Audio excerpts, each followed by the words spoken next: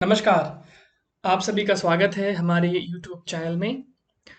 आज मैं गौरव आपके सामने एक नए वीडियो के साथ उपस्थित हूँ जो है कि माइग्रेन के बारे में। यानी कि माइग्रेन क्या होता है, माइग्रेन के सिम्पटम्स क्या होते हैं, माइग्रेन का क्या कॉज़ है, माइग्रेन को ठीक करने के कौन-कौन से तरीके हैं और योग से क्या हम माइग्रेन को ठीक कर सकते हैं?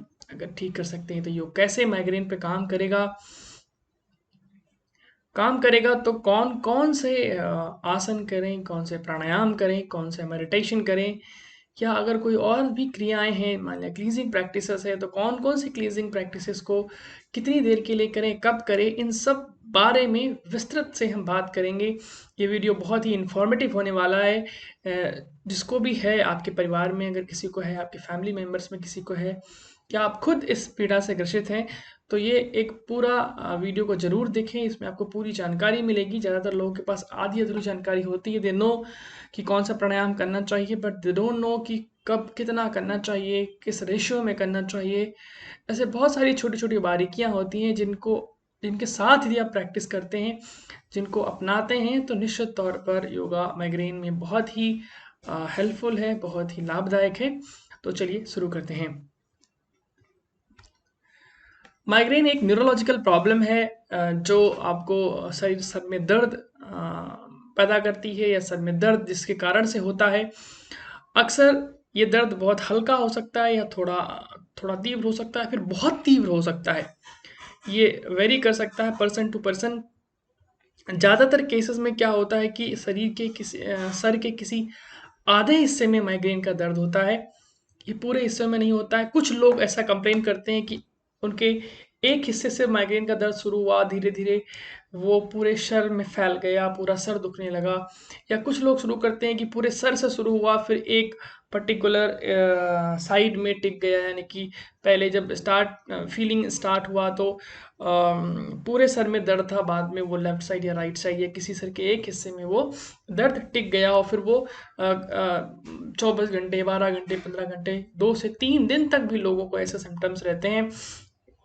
Depend on the severity of the patient. जब हम माइग्रेन का हमें अटैक आता है, या किसी पेशेंट को माइग्रेन का अटैक आता है, तो वो अक्सर एक्सट्रीमली सेंसिटिव हो जाता है। वो कभी-कभी प्रकाश से, यानी कि वो लाइट को नहीं बियर कर सकता, वो अंधेरे में रहना पसंद करेगा। अक्सर वो साउंड के प्रति भी सेंसिटिव हो जाता है, यानी कि कोई आवाज़ अगर थोड़ी सी भी बज रही है तो बहुत उसको बेचैन करेगी, उसको बहुत परेशान करेगी, उसकी समस्या को और बढ़ाएगी। कभी-कभी किसी स्मेल से भी लोगों को सेंसिटिविटी बढ़ जाती है, वो एक्सट्रीम स्मेल को बर्दाश्त नहीं कर पाते। तो माइग्रेन की कंडीशंस में ये सब बढ़ जाता है, इसीलिए हमें माइग्रेन पेन के साथ आपको डे टू डे लाइफ के काम करने भी बहुत मुश्किल हो जाते हैं। दूसरे जो कॉमन सिम्पटम्स हैं माइग्रेन के, वो ये है कि लोगों को वोमिटिंग होती है, या वोमिटिंग के सिम्पटम्स जैसा फील होता है कि वोमिटिंग होगी, सेंसेशन फील होता रहता है। पेन बहुत बढ़ जाता है, इतना बढ़ जाता है कि आप फिजिकल एक्टिविटी अगर करें तो वो और बढ़ता हुआ महसूस होने लगता है। तो ये सिम्पटम्स अगर आपको हैं, तो ये एक माइग्रेन के लक्षण है। हिंदी में अधकपारी कहते हैं, यानी कि आधे हिस्से में सर का दर्द हो रहा है, इसका लक्षण है। यदि आप माइग्रेन का दर्द महसूस कर रहे हैं, या सर के आधे हिस्से में दर्द महसूस कर रहे हैं, या आपको डॉक्टर ने बताया है कि आपको माइग्रेन की बीमारी है, आप माइग्रेन का मेडिसिन ले रहे हैं, तो या तो नॉर्मल जो डॉक्टर मेडिसिन्स देते हैं वो खाएं, या जो दूसरी थेरेपी है उसमें हम आर्टेरियल सर्जरी करा सकते हैं, या मसल सर्जरी करा सकते हैं। ऑक्सीपिटल नर्व स्टिमुलेशन एक पद्धति, उसको अपना सकते हैं। बोटैक्स है, या बीटा ब्लॉकर्स है, एंड एंटी डिप्रेसेंट, ये सारी मेडिसिन हैं जो डॉक्टर प्रिस्क्राइब करते हैं। इनको लेके लोग ठीक रहते हैं। पर ये सारे जो उपाय हैं, ये सारे उपाय बहुत सारे साइड इफ़ेक्ट के साथ आते हैं। बहुत सारे मेथड्स ऐसे हैं जो दूसरी बीमारियों के रिस्क को इंक्रीज़ करते हैं, जिसमें हाइपरटेंशन है, हार्ट अटैक्स है, इंसोम्निया है, नोज़िया, ऐसे बहुत सारे हैं जो जिनके बीमारी होने के खतरा आपको बढ़ जाता है, या यूँ कहें कि आप उस बीमारी की तरफ प्रोन हो रहे होते हैं जब आप इन मेडिसिन को लेते हैं तो। इसलिए आप योग को अपने जीवन में अपना सकते हैं। योग के द्वारा नेचुरल तरीके से योग के पद्धति को जीवन में अपनाकर माइग्रेन को ठीक कर सकते हैं, माइग्रेन से बच सकते हैं या माइग्रेन के ट्रिगर से भी बच सकते हैं। अब योग में क्या-क्या करें, ये एक बहुत ही इम्पोर्टेंट क्वेश्चन है। अक्सर लोग जो योग को जानते हैं वो कहते हैं केवल आसन करो या केवल प्राणायाम करो। बट मेरे ओपिनियन में आप योग के एक पूरे सिस्टम को अपनाएं, पूरे लाइफस्टाइल को अपनाएं, पूरे पद्धति को अपनाएं तो निश्चित तौर पर फायदेमंद होगा। माइग्रेन के लिए अगर मैं बात करूं तो अगर आप इन 4 चीज़ों को अपनाते हैं, इसमें कुछ आसन है, कुछ प्राणायाम है, कुछ क्लींजिंग प्रैक्टिसेस हैं, कुछ मेडिटेशंस टेक्निक है। Meditation techniques can be very, आप अगर आपका कोई इंटरेस्ट है तो मेरे द्वारा जो मेडिसिन मैं बताऊंगा उसके अलावा भी दूसरे मेडिटेशन का अभ्यास कर सकते हैं। तो इसमें आसन, प्राणायाम, क्लींजिंग और मेडिटेशन 4 चीज़ें हैं। कुछ लोग कहते हैं कि पहले क्लींजिंग करो, फिर आसन करो, फिर प्राणायाम करो, फिर मेडिटेशन करो, ऐसे करके आप अभ्यास में लाएं। पर अगर आपके पास समय नहीं है तो मॉर्निंग आवर्स में आप क्लींजिंग कर लें, शाम को और ये सारी प्रैक्टिसेस कर सकते हैं। अक्सर जिनको सीवियर माइग्रेन है वो उनको जब अटैक आएगा उस टाइम वो कोई भी प्रैक्टिस नहीं कर पाते हैं।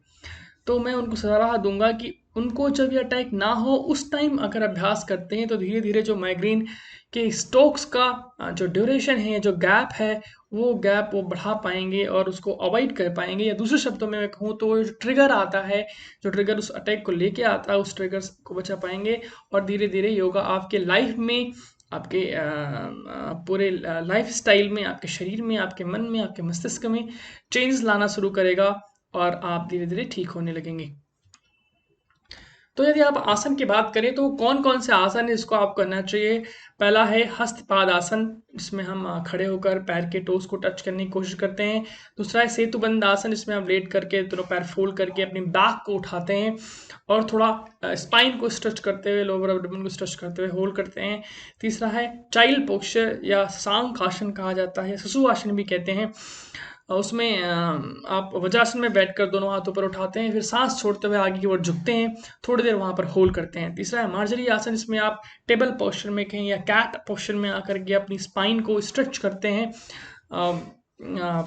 पांचवा है पश्चिम उत्तानासन, जो बैठ करके आप सामने की ओर आगे झुककर अपने टोस को टच करने का प्रयास करते हैं। अधोमुख आसन, जिसको हम लोग पर्वतासन के भी नाम से जानते हैं।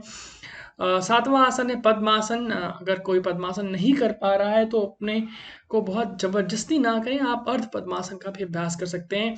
आठवां है शवासन, जो ही बहुत इंपॉर्टेंट है। तो इन 8 आसनों का अगर अभ्यास करते हैं आप तो लगभग लगभग 20 से 25 मिनट की प्रैक्टिस होगी। हर एक आसन को कम से कम आप 4 बार करें।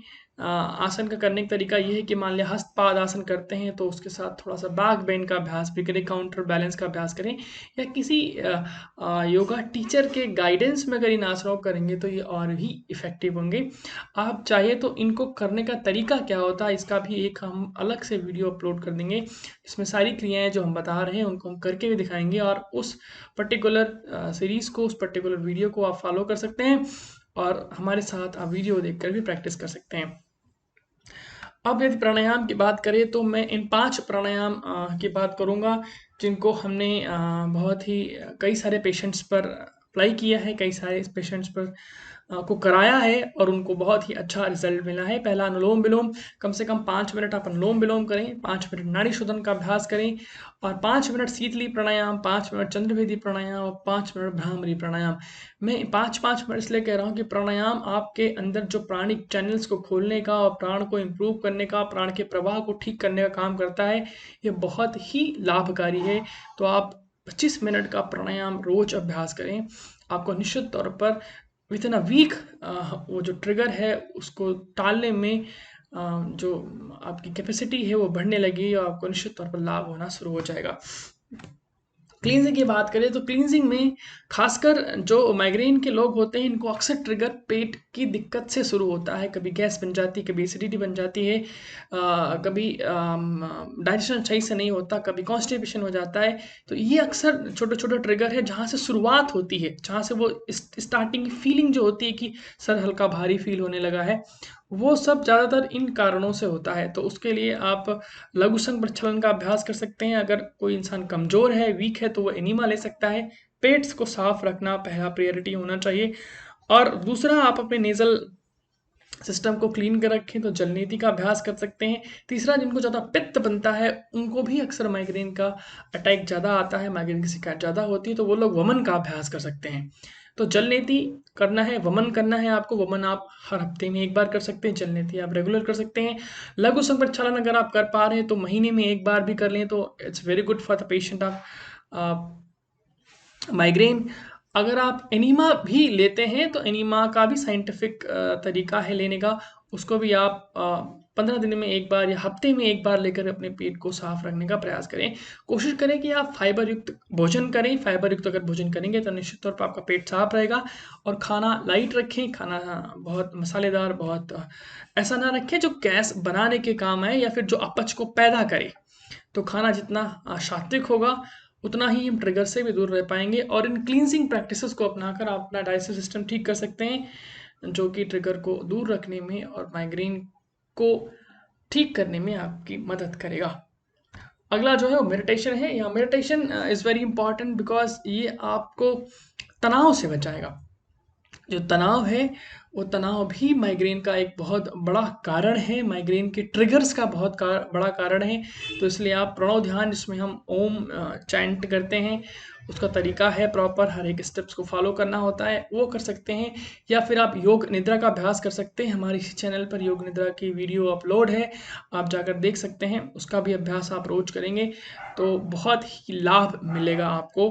तो इन सारी चीज़ों को आप ज़रूर करें। आसन है, प्राणायाम है, क्लीनिंग प्रैक्टिसेस हैं, मेडिटेशन है। इन चारों को करेंगे तो आप माइग्रेन से बच सकते हैं, माइग्रेन को ठीक भी कर सकते हैं।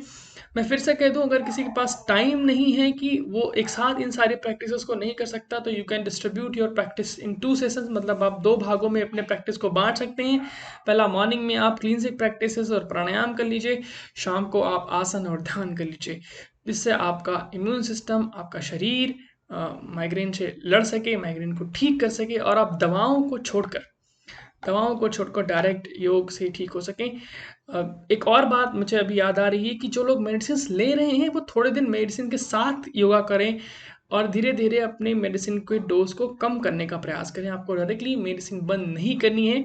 आप अपने डॉक्टर से अपनी जो इम्प्रूवमेंट है उसको बताकर मेडिसिन का डोज धीरे धीरे कम कर सकते हैं।